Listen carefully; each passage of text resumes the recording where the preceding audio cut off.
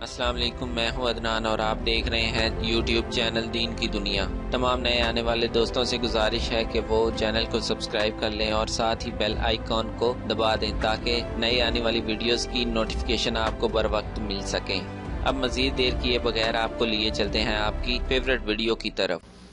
یہ ایک سوال ہے سید مودودی صاحب کی کتاب، یہ ہمارے ہاتھ میں ہے، خلافت و ملوکیت، اس کے بارے میں کہ اس میں انہوں نے حضرت عثمان، حضرت معاویہ اور حضرت علی رضوان اللہ علیہ مجمعین کی بارے میں، ان کی حکومت اور ان کے جو اختلافات ہوئے ان کے بارے میں ذکر کیا ہے، بحث کی ہے۔ سب سے پہلے یہ کہ اللہ کے نبی کے صحابہ سارے کے سارے جنتی ہیں، سارے کے سارے عدول ہیں۔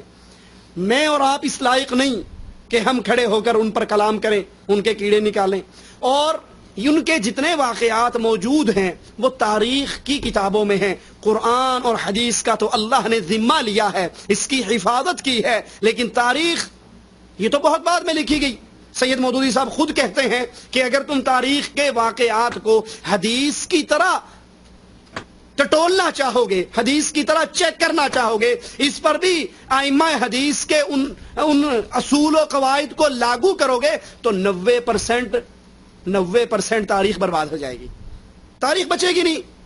ٹھیک ہے، لہذا اس پہ اگر تم کہو کہ جو آپ نے یہ تاریخ کی روایت سنائی ہے اس کا راوی جو ہے جس سے بیان کر رہا ہے اس کے مرنے کے بعد پیدا ہوا، تو اس پر وہ حدیث کے قوانین کو لاگو نہیں کیا جائے گا۔ ہم کہتے ہیں ایک طرف آپ کو دکھ ہے کہ 90% تاریخ برباد ہو رہی ہے، اور ہمیں دکھ ہے کہ محمد صلی اللہ علیہ وسلم کے صحابہ کی توہین ہو رہی ہے۔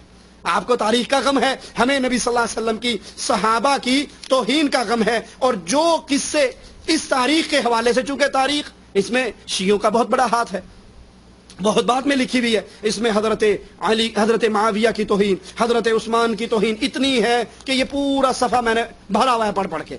اگر اسی کو سنانا شروع کر دوں تو یہاں پر شاید رات گزر جائے۔ کہتے ہیں حضرت معاویہ کے دور میں صفحہ 164 ہے، میں ایک دو حوالہ آپ کو دے دوں۔ صفحہ 164 پہ لکھتے ہیں،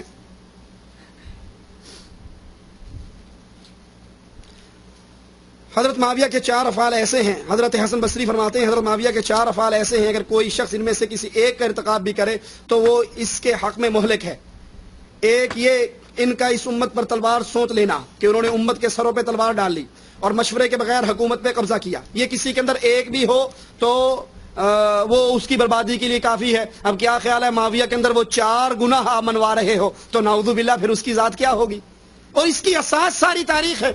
حضرت عثمان کے بارے میں کہتے ہیں عثمان نے اپنے قریبیوں کو کسی کو 5 لاکھ درہم دے دیے، کسی کو کتنے درہم دے دیے۔ حضرت معاویہ نے اپنے ہاتھ سے مسلمان قتل کیے، حضرت معاویہ نے حضرت علی پر لعنتیں کی، خطبے کے اندر لعنت کرنا شروع کر دی، اور مختلف چیزیں، مختلف بکواسات جو تاریخ کے ذریعے صحابہ پر کی گئی، جس کا اصل مقصد کیا تھا شیعوں کا کہ جب صحابہ کی ذات اور خاصتاً عثمان اور معاویہ کی ذات پر داغ اور دھبے لگ جائیں گے تو معاویہ قرآن کا کاتب ہے، عثمان نے قرآن کو نشر کیا ہے، جب ان دو کی ہستی ہی خراب ہو گئی تو جو قرآن لکھا گیا ان کے ذریعے وہ کیسے محفوظ رہے گا؟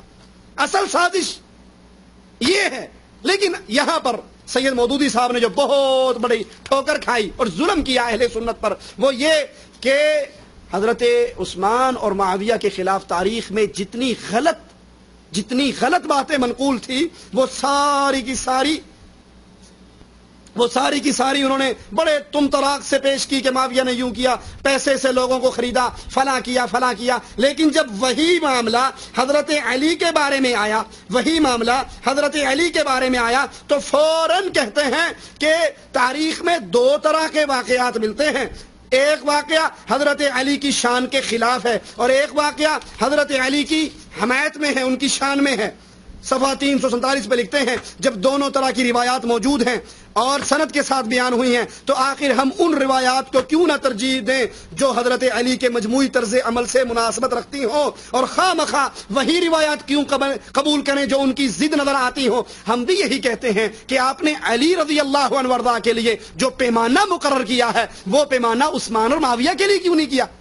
عثمان اور معاویہ کے لیے بھی وہی پیمانہ مقرر کیجئے جو آپ نے علی کے لیے کیا ہے. علی کے لیے کوئی اور پیمانہ. عثمان و معاویہ کو آپ ظالم، قاتل اور اللہ کی پوری حدود کو تبدیل کرنے والا بنا دیں. اگر اس تاریخ پہ بھروسہ کر لیا جائے، میں آپ کو تاریخ سے ایسے ایسے واقعات دکھاتا ہوں کہ رسول اللہ صلی اللہ علیہ وسلم بیت اللہ کے اندر نماز پڑھ رہے اور نماز پڑھتے ہوئے انہوں نے قرآن حکیم کی ایک آیت کی تلاوت کی، اور آیت کی تلاوت کرتے ہوئے انہوں نے یہ آیت پڑھی، افرأیتم اللات والعزی ومناة الثالثة الاخرى. یہ پڑھنے کے بعد پھر انہوں نے ان کی تعریف کی. تعریف کے جملے اللہ کے نبی کی زبان سے لات منات عزا کے لیے نکلے. جب آپ نے سجدہ کیا، کفار و مشرکین خوش ہو گئے، آپ کے ساتھ سجدہ ریز ہو گئے. کیا تاریخ کی اس روایت کو بھی مانو گے؟ تاریخ میں تو یہ بھی ہے کہ رسول اللہ صلی اللہ علیہ وسلم حضرت زید کے گھر میں گئے اور زید کی بیوی نعوذ باللہ ثم نعوذ باللہ نعوذ باللہ ثم نعوذ باللہ، نقل کفر نباشد. صرف تاریخ کا منہ دکھانے کے لیے اس ظلم کو نقل کر رہا ہوں کہ زید کی بیوی مختصر ترین لباس میں آپ کے سامنے آ گئی.